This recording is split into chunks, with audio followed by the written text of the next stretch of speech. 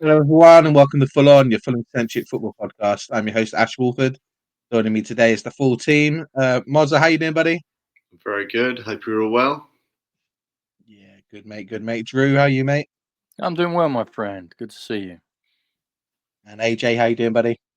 I'm super. Thank you for asking. Yeah, we have a couple of things to talk about on today's episode. Obviously, we're going to start in the most natural place for these preview shows to start, and we're going to talk about the Brighton game coming up this weekend. It's a big game, I think, especially in that hunt for that European spot that we're all so desperate for. Um, Brighton and us both having extra time victories in the FA Cup last weekend. I imagine it might be quite a tight game. One I'm actually struggling to call. I know we usually have a bit of luck when we play against Brighton, so we'll see how this one goes. Drew, I'm going to ask you this one this week because you were pretty spot on with it last week. Squad selections for this weekend. I know the only sort of real bit of news is that we still don't actually know if Adama's going to be fit or not for the game on Saturday. It's looking like he's probably not going to be. What are you expecting squad wise, and what would you do in order to sort of have someone playing on that right hand side, considering that there's not much cover there? I mean, that's difficult. It depends how brave Silver wants to be. I mean, an easy fix would be to move Iwobi out there and bring Sess in on the left, but you're leaving yourself awfully thin. I mean, then you've got Godot as your only other alternative winger because we're missing Wilson, Adama not fit, Nelson's still on the sidelines, Willian not capable of playing 90 minutes. If he wants to go with the, I'm assuming he's going to go with his usual 4-3-3. If he does revert, it may be, I'm just throwing this out there, if he has got problems out wide, he may revert to a 3-5-2. But I think it's difficult because of the injuries. I mean, I wouldn't actually be surprised if he went with three at the back. But if he's going to go with his preferred 4-3-3, then you're looking at the Berge Lukic pivot, Sess on the left and Iwobi on the right with ESR or Pereira in the middle. I mean, I do wonder if this is a game we might see Harrison Reed, because Brighton are a good footballing side and we're going to need to put pressure on the ball. Is that you mentioned in Drew? Sorry to interrupt you. Isn't Lukic is banned, isn't he, for a couple of games? Is he banned for this game as well? Yeah, Is he? he's 2-game suspension. Yeah, he's two game ban. Yeah. So then we definitely might be seeing Harrison Reed. It's a tough one to call. I've got a sneaky feeling he might, out of necessity, go with three at the back. It'll be interesting. But if he's going to go with the flat back four, then to fill the gaps, you've got Sess on the left and you've got Iwobi on the right. But I mean, I don't know. I mean, we haven't even got to his presser yet because we're recording this on a Thursday night. So I've got a sneaky feeling he might go with three at the back, though. I think he might do that. But we'll see. It's going to be an interesting one, I think, because as you say, we've got a couple of we've got a suspension, we've got a couple of injuries. We're struggling with fit players out on that right hand wing, so we'll see how it goes. Ultimately, we have to look at this game and go, we need to really define what our priorities are at the moment. We have a very big FA Cup game coming up at the end of the month, potentially, one game away from Wembley. We want that European spot, but what do we do? Do we put our eggs in a basket and go, you know what, let's maybe give the players a couple of weeks rest and go all in against Palace in the Cup? But if that backfires, then we could lose it both ways. AJ, sort of looking at that, what would you be more tempted to do? Would you be more tempted to sort of play it easy in the league and go for the cup, or just try to keep it up in the league and hope we can keep it up in the cup, or just do every game as it comes? What are you feeling? No, you've got to go for momentum. You can't be expecting to rest players and telling them to take it easy for 2 weeks or 3 weeks or whatever, and then roll into a really important cup game and go, all right, lads, now you need to pick yourselves up. Now you need to be ready for it, because it's just not going to happen. You need that momentum from a string of good games. There's a reason that a lot of Newcastle fans are shitting themselves at the moment is because they've had a string of really bad games coming up to a cup final, and they are bricking it going into that match against Liverpool. We will do the same if we go into a string of bad performances going into Crystal Palace. So let's not do that, in my opinion, and try and go for some strong performances. Yeah, it's an interesting fixture though with the Brighton one and the injuries we've got. We've seen in the past ESR be utilised as a sort of left attacking mid, and a 4-2-3-1. Maybe that's the way we go, but it's going to leave us with a terrible lack of pace and a not very direct attacking options. So, yeah, it's going to be interesting to see the lineup and what happens with the press conference, as Drew said.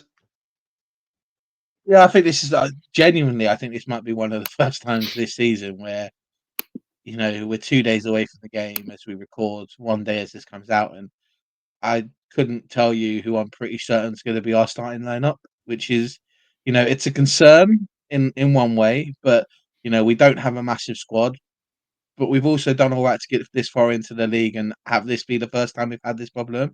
We've had a few games this season where we've been completely like taken aback by the squad that's been picked, but that's a bit different than not having players available and having to, pick players out of necessity rather than want and will. It is good though, Mozza, that it does mean that a couple of the youngsters, Josh King, Goddo, particular, will hopefully get some game time coming up in the next couple of weeks. So players that we all want to see sort of be integrated in with the team. Do you expect that to happen? Are you hoping that will happen? Those two particular lads, I wouldn't expect them to be starting, but I wouldn't be against it if they did. As you've just said, the squad isn't massive and it's wearing a bit thin with, the odd suspension and a couple of injuries that we've got.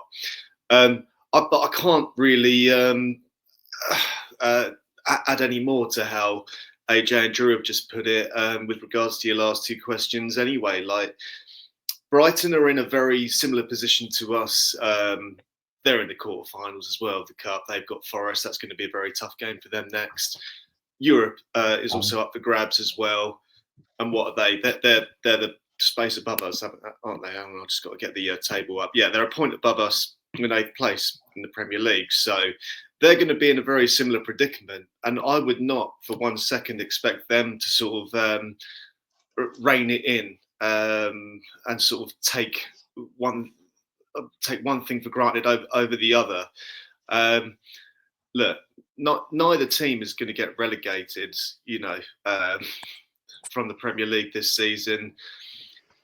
And just looking at it from a Fulham point of view, if we were to hold back from the Cup or not going fully gung-ho for the Premier League either, we don't really get anywhere, we're always going to be looking back over our shoulders and going, with regret, going, why didn't we just absolutely go for it? So, as I mentioned, like AJ said, momentum is, I think, absolutely imperative. But yeah, going back to the squad, and I mean, I wouldn't differ too much from what we've seen against Wolves, even from what we've seen against United in that last round.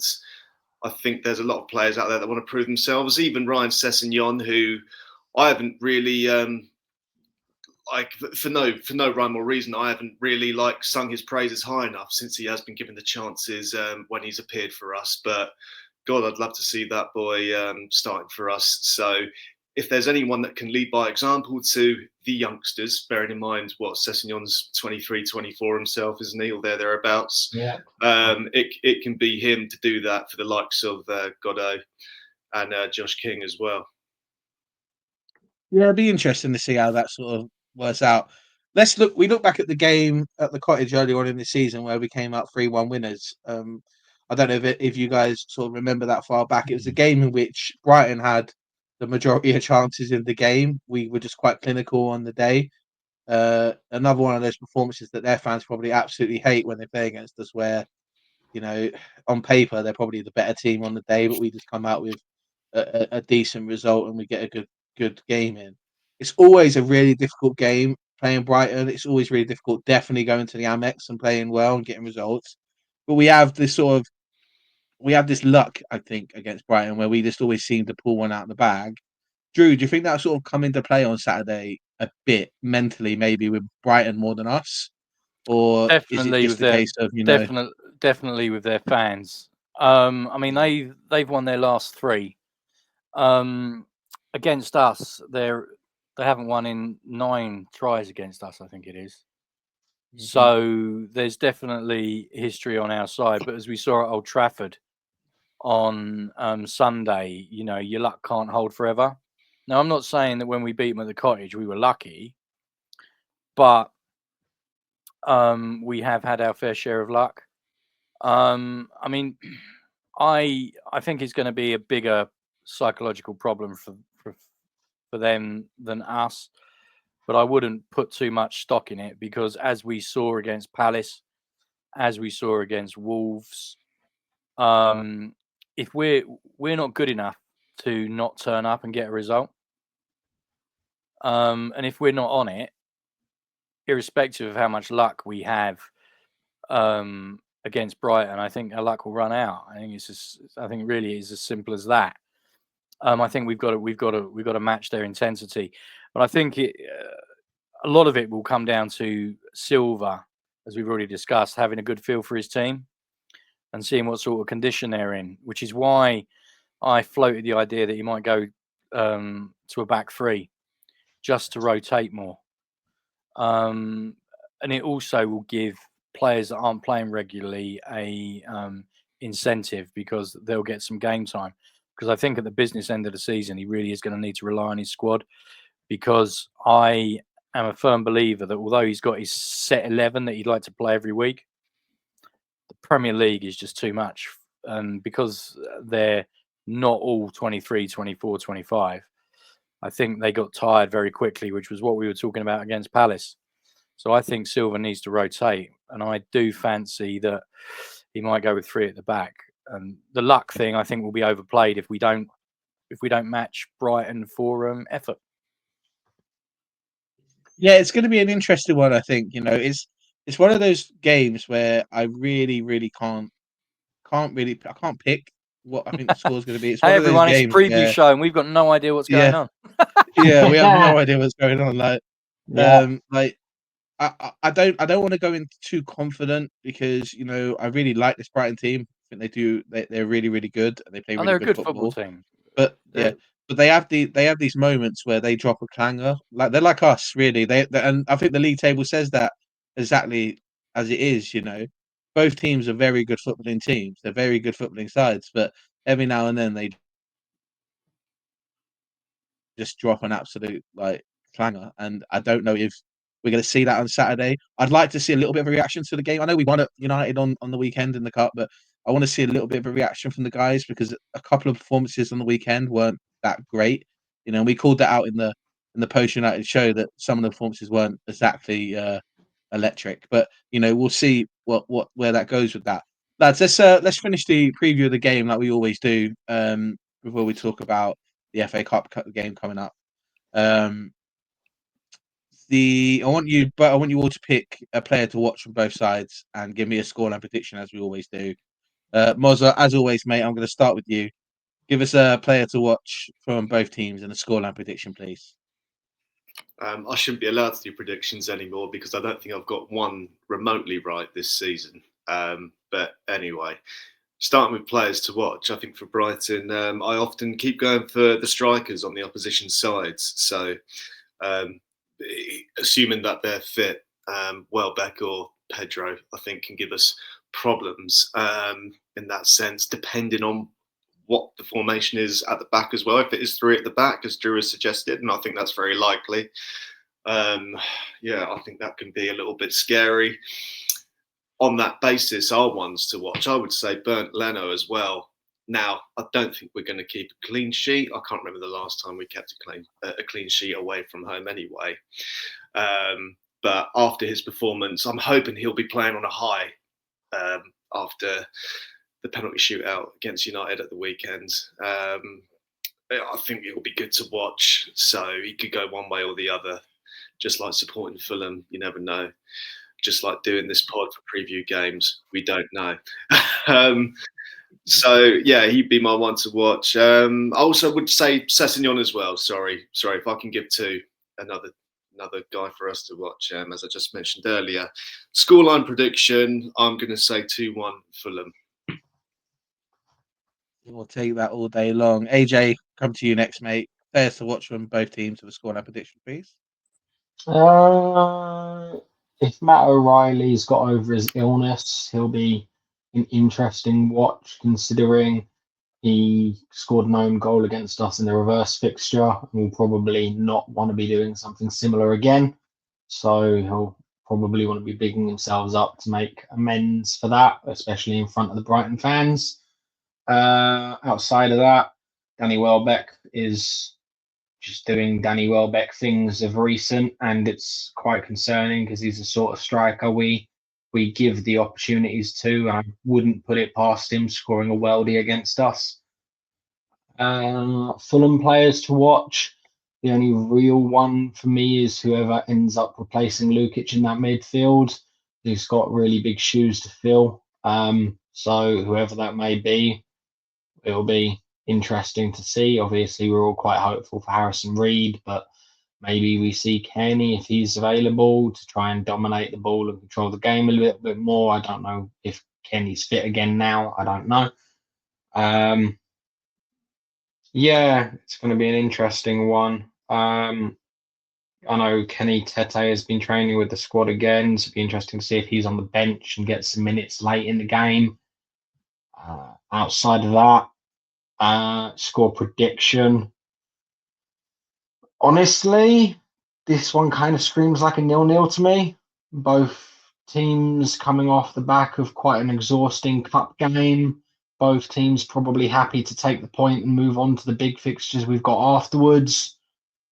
It might just be a game where, yeah, we both go at it, but we don't overexert ourselves and we both walk away with a point. Yeah, we'll see how that sort of lays down. I think it's a really good point, especially about whoever's coming in to cover for Lukic, and we'll see how that goes. Drew, what about yourself, mate? Player to watch for both teams for the scoreline prediction. I picked Belieber in the return at the Cottage, and he ended up scoring against us. I think Mozza might be onto something with their strikers. I think Welbeck's a good shout. Pedro scored 2 in 3, but Rutter, I don't know why, his just name keeps popping into my head. I think he might score against us, but I think it's going to come from one of those three. I definitely see Brighton scoring. As for us, well, it's going to be really interesting. It's going to be really interesting. I think our centre backs have got to be on it. I'd like very much to see if they're playing Welbeck. I'd very much like to see a 3 at the back and with Diop in, because Diop's not going to let us down.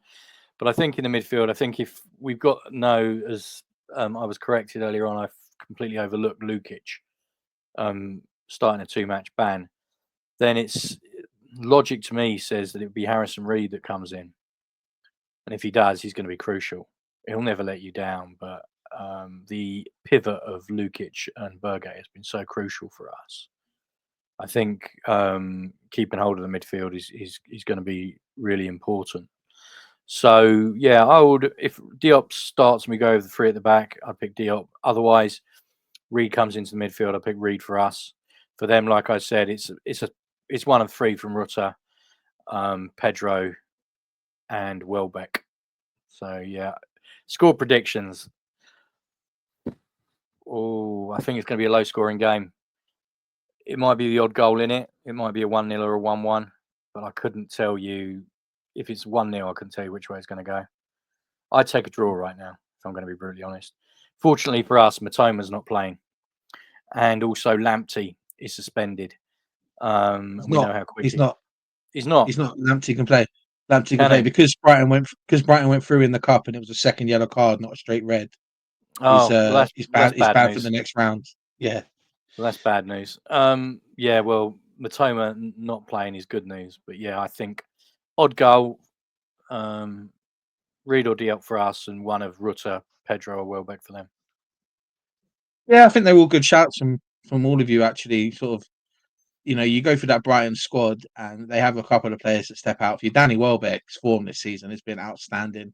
He's still doing it at 34. I think United would still love to have him at the way he's playing at the moment, and you wouldn't go for that. I think we're exceptionally lucky there's no Matoma this weekend because he's also been on scintillating form for them. But I'm also going to go for Rutter. He's a player that I've seen play a few times this season when I've caught Brighton playing, and he always impresses me whenever I see him play. So we'll see how that goes. And again, I agree with AJ about Matt O'Reilly. If he can get over this illness and be in the squad on Saturday, he's going to want to put some correction to that own goal that he scored early on in the season, and we'll see there. For us, you've all said it there. Whoever's coming in to cover Lukic is going to be super important.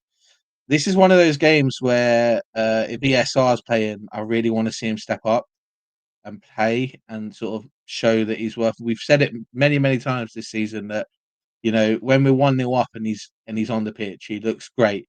But as soon as we go 1-0 behind, he can sometimes go missing. I want to see him sort of take the ball by the horns a bit in this game, because we're going to have to if we're going to get anything from the game. Because Brighton defensively are pretty solid, and we're going to have to try really, really hard to sort of break that down. So he's going to have to be really, really mobile and helping whoever plays up front, be that Ray or be that Muniz. I imagine it'll be Ray coming back in for this one. And we'll see from there. Scoreline prediction wise, I'll take a draw right now. You offered it to me, but I've got a funny feeling this game's going to finish 3-2. But I don't know which way around.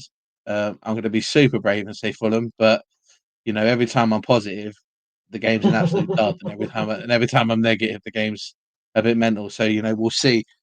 I'll take a That draw scary right for now. Ful-on way. I'll take a draw though. Absolutely, 100% right now. That's it for the game preview. There is a couple of things I wanted to talk about. Just a reminder to anyone who's going to the game on Saturday. Good luck getting to Falmouth Station. It's a bit of a pain in the ass. It's not the easiest station to get to. Just a reminder to everyone who is going, because I had this conversation a lot with people last year. There's a free, if you got a match ticket, there's a free travel zone in Brighton on Brighton match days, and you get a train ticket to go to the game. You only have to get a train ticket to Haywards Heath. You don't need to get a ticket all the way to Falmouth. So you'll save some money by doing that. Just as a FYI to everyone going. Consumer advice by Ful-on right there. Lads, let's just have a quick talk about the FA Cup game. It's been announced today that the Crystal Palace tickets are, I feel like they're reasonably priced. £35 for the Johnny Haynes and Hammersmith stand, 45 for the Riverside. £20 concessions and £10 for under 17s. We've been moaning for months about ticket prices, and we'll moan about Liverpool game ticket prices in a couple of weeks because we've seen those and they're absolutely ridiculous. But the club have got this one right. They priced it correctly. Bit frustrating. The game was at 12:15 on a Saturday, but it is what it is. It's a big game. They've priced it correctly. I hope do you guys agree? Drew, do you agree that they've Yeah, priced this one correctly to try and get actual fans in? absolutely. Be interesting to see in terms of who they give priority to.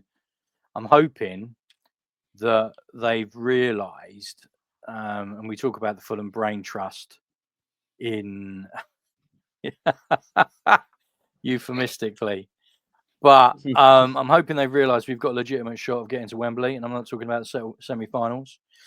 And we've talked about this before on the pod, and I absolutely know we will talk about it again in the future, and that's Marco's comments about the atmosphere of Craven Cottage and making it a fortress and making sure all the fans are on side. And you're going to need proper long-time Fulham fans to do that. And I think the club, to be fair to them, in the pricing, have hopefully done it so we can get those fans through the gate, because we know Palace are going to make noise, but we also know if we perform as a whole like we did a couple of weeks ago, we're going to be out the cup.